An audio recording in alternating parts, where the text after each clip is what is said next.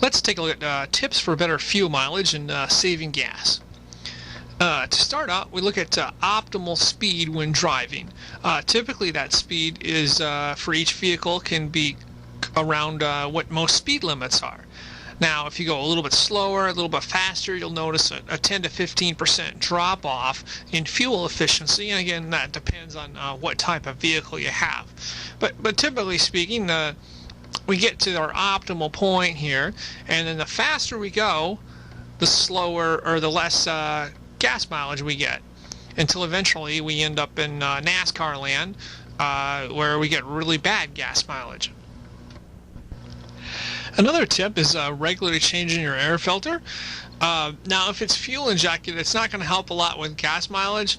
It's mainly going to help in the acceleration. But if you have an older vehicle with a carbureted engine, it'll definitely help. You also want to avoid idling. You don't want to have your car sitting in one spot. Typically I like to use the 30-second rule. If you're going to be somewhere for more than 30 seconds, it's better to just turn off the engine so you don't idle. You want to use the correct motor oil, and by that, whatever the manufacturer specified weight is, you want to try to use that as well.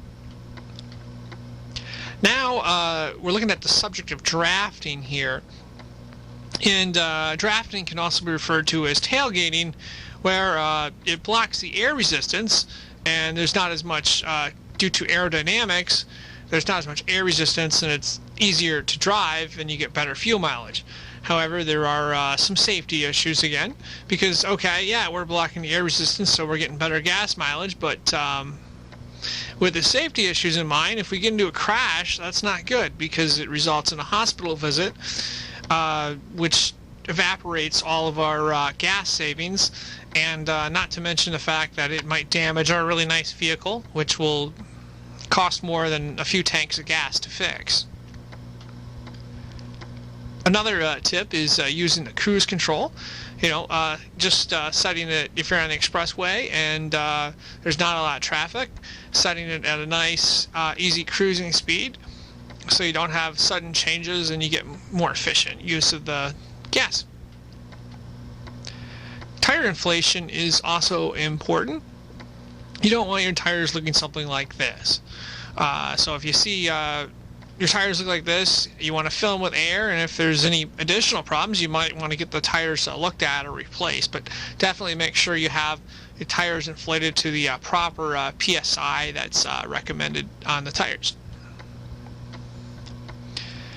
Another way to save gas is to consider combining trips. Let's say you have a list of things to do, and you have list A and list B, and maybe they're different days, or instead of doing them on different days, combining both errands on the same day.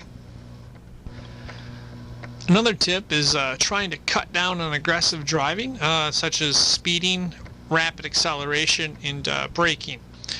For example, if you have a light here, and the light is red, we don't want to come in really fast and come to a stop. We prefer to, if we can time it, and this depends on the light obviously, is to slow down but don't come to a complete stop, and that way we can coast, and then when the light turns green we just keep going and we don't have to waste gas re-accelerating. Now there's a question regarding open windows versus the air conditioner or AC, and the answer to this obviously is going to depend on what speed you're driving. For high speeds, it's better to have the window shut and the air conditioner running, and for low speeds it's better to have open windows. Another way you can save is to just before you go on a trip, if your car's parked outside, open the doors or open any outside ways to release the air, so you can release the hot air from that, so you don't have to use the air conditioned motor to get your car up to the right temperature or down to the right temperature. Another tip is reducing weight.